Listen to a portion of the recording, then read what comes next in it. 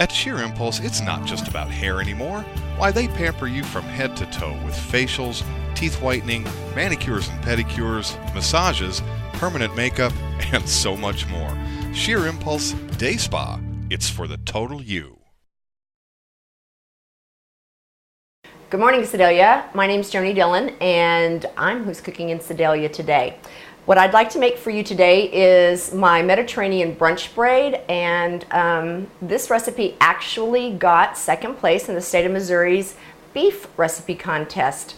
That kind of started out as an effort between a girlfriend and I just to enter some recipes, never thinking I would win. So this was a definite challenge to me because in this particular contest, this recipe had to be ready in 30 minutes from start to table. Also, I am definitely a person who loves to cook from scratch, so to speak, and I am a big believer in seasoning. We were limited to 6 ingredients total, not counting the beef, needless to say. So this is used, and the ingredients, the measurements are all used in just an effort to be quick and to add as much flavor as possible. So what I start out doing is I take a pound or a little more. Like I said, all of this was just for ease. I don't usually measure. And I brown some ground beef. I like to use the 93% lean because it's the better thing to do. Worked for a cardiologist. We all know what that means. So anyway, you're going to brown that, leaving it a little bit chunky. Don't break it up too much. Salt and pepper to taste. I salt and pepper everything, so we're going to add a little salt. Sometimes your cheeses that I use have a little salt to them, so keeping that in mind. A little bit of pepper. This recipe, the impetus behind the contest for the beef was that they wanted to use ground beef in the efforts of convincing people that you could use that for entertaining also. So that was kind of what I was doing with this. I wanted to make something that was fast and yet nice enough to serve for a dinner party or to put on a buffet table, whatever. So that was kind of what I was trying to achieve with this. All right, so our hamburger's nice and brown, still kind of chunky. And actually at this point, I'm going to turn it off. I am going to add about a tablespoon or a tablespoon and a half. I love basil, so I always just go till I'm happy. At this time of the year, fresh basil is fabulous. You can also use dry basil if that's all you have. But I am going to tell you the fresh chopped basil, which you can get in the supermarkets here. I know that Bing's carries that. I believe Woods carries it also. Is awesome, and it tastes exactly like fresh basil and it lasts in your refrigerator forever. So this is just fabulous and what I try to use when I don't have fresh basil. So we're going to put that in there, and I'm going to kind of stir it around because we definitely want our basil to be distributed throughout our meat. As you can see, I've turned off the heat.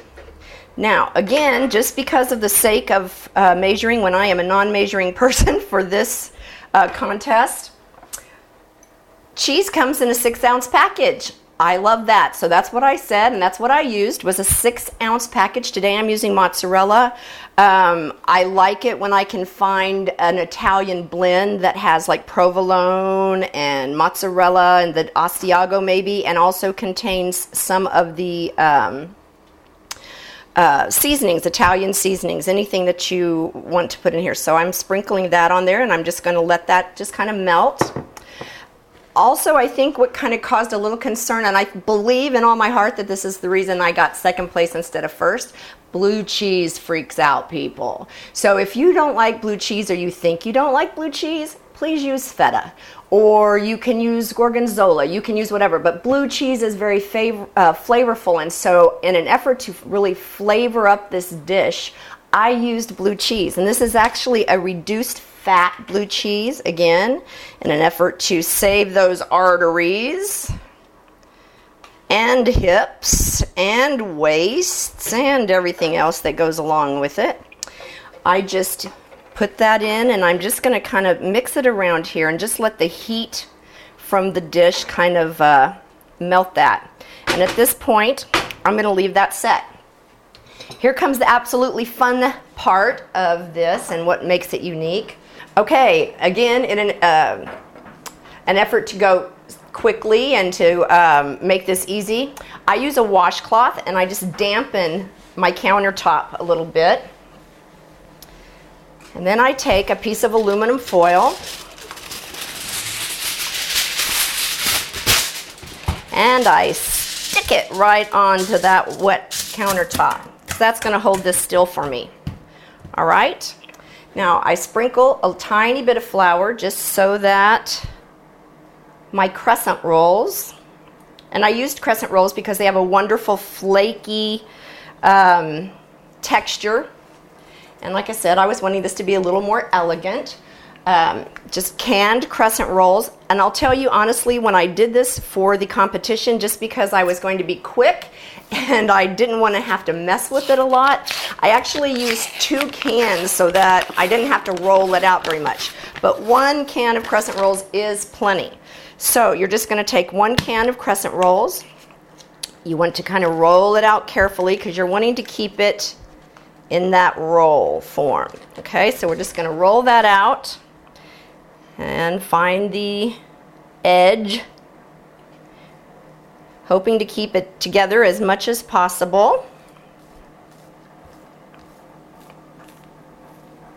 Okay, I may just try, if I can, to move this down just a tad. Okay. I'm also just going to put a tiny bit of flour on the top.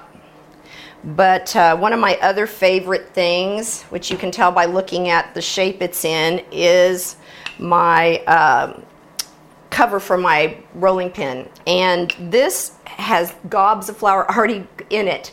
It looks pretty nasty, but it is clean, and it keeps me from having to add lots and lots of flour onto everything I'm doing, which really does kind of toughen up your doughs or your breads or your pie crust. So this has already got lots of nice flour, so I don't really need very much. So now I'm just going to roll this, and I'm going to try to kind of put together all my seams. We're going to want to make this into a nice rectangle. Just kind of working it. If it does seem like something is sticking a little bit, we can just put a little more flour, because as we stretch it out, it may need that. And you want to keep the outsides a little bit thin. All right, at this point, we're done with that. Yay! So we're going to come back over to our skillet. Everything's kind of gotten melty in there, which is fabulous. Smells wonderful. Wish you were here. The coolest thing about this, maybe you are not a big Mediterranean fan, or basil's not your favorite thing, or gosh, you know, even feta sounds a little bit too weird for you. The other day I actually made one of these and did it kind of like a Philly steak sandwich. So I still used my hamburger. I did peppers and onions in it. I had garlic. Of course, you know, I didn't have the 6-ingredient rule, so I could really kind of work around with that. Adding the cheeses you wanted to add, and still did the basic braid, which was, I think to me, this is the awesome part. So we're just going to kind of spread this into the center of our rectangle, leaving some room at the end. Alrighty. Now, yay, we get to start going with our hands. I'm just going to kind of shape it the way I want. Like I said, putting it in the center a little bit more, kind of getting it all grouped together. Not really like a log, but sort of like a log in the center. Pulling all that in. All right. Now, we're almost done. I'm going to take my pizza cutter, and I am just going to put a little flour on it. Of course, if I wasn't on TV trying to show off here, I would be just dipping right into my canister, because that's just kind of who I am. All right, so now we're going to make little slits down the side. You want them to be wide. You don't have to be all worried about making them, I may make that a little bit thinner because I like to bring my stripes over a little bit farther, so it'll just be nice and fat. This is where fat's okay. All right, again, making the little strips a little bit wide, because you don't need 4,000 of them. One up there at the top. And then we're going to go over here. This is always the bad one. You know, it's like you got one good side for your hair. Well, you got one good side for your brunch braid too. All right. Put that little blob up there. Now, I also cut off some of this. It's kind of like, you know, poetic licensing. Because what I want to do is I want to bring the end up and kind of fold it over to hold everything in. So I'm going to pull that up before I start. And actually the best thing is to do both ends at first. So you get some idea here. And as you work your way towards there, it's already kind of covered up. All right. I know right now you're looking at this thinking, she says it's going to be pretty. Trust me. All right, now we're going to start braiding. Just going to take one piece. And we're going to come over with our other piece. Just working our way down.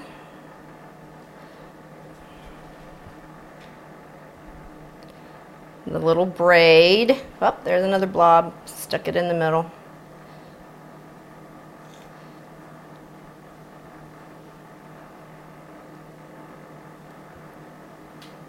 So much more fun making this when you're not on a time schedule or when you're not on like an ingredient schedule. But I thought I'd give you the real McCoy here today. But again, I just want to tell you, it's really a fun thing to do, and with any kind of toppings. If you love Mexican food, I mean, go with the cheddar cheese inside and hamburger and black beans and all kinds of fabulous things. So it's just a fun way to kind of show off, and it's not a whole lot of work.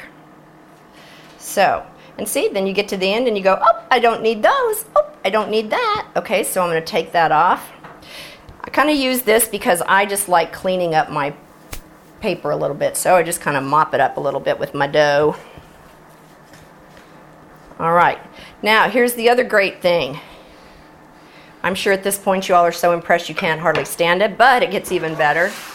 Cleanup is such a breeze, okay? So now you just take your foil, slide it onto your cookie sheet, and fold it over there. We've had our oven on 350 degrees, and I would tell you, you just want to cook this until you're sure that the crescent rolls, because sometimes as you layer them down here together, you want those to get done. So it's going to get beautifully browned. I think I put on my recipe 15 minutes. That was all for the sake of, again, timing, a little bit of poetic licensing. So you just may want to check it and make sure it's nice and brown. Another thing that adds to where it really looks pretty is to, of course, brush the top with egg white. So we're just going to separate our egg here. I had to actually talk to my daughter and teach her how to do this. She's 26. That's scary, isn't it? Okay, so she could learn how to make an omelet that just had one whole egg in it. It's trouble when you grow up with a mother from a cardiac background. So we're kind of whipping this white a little bit. Easier with a fork. But back to that time thing. Okay, so once we get a little egg white on our brush, and I love these little cheap paint brushes. These are awesome, so much better than a pastry brush. So we're just going to brush it all over the dough, and it gives it this really pretty shiny finish when it's done. Like I said, this is a great meal. It's good for, you can probably feed, depending upon how big of eaters you have in your family, 4 to 6 people. It's great whether it's at room temperature or straight out of the oven. It's nice at a buffet, like if you're just serving a lot of hors d'oeuvres or little kind of finger foods. Now, you're sitting there thinking, wow, all this and she cooks too? That's right. All right, now The one thing I love about this is I have a magic oven. I've always seen those people on TV that had the magic oven. I've always wanted a magic oven, and today I have one. So I'm going to put this in the oven, again, 350 degrees for 15 to 20 minutes, and let that cook. Oh my gosh, it's beautiful. Now, of course, I still do have some fresh basil left. So it's wonderful just to kind of put a little bit of that around it. If you can get it up underneath there nicely. Just a little basil. So there you have it, Mediterranean brunch braid. Hope you enjoy.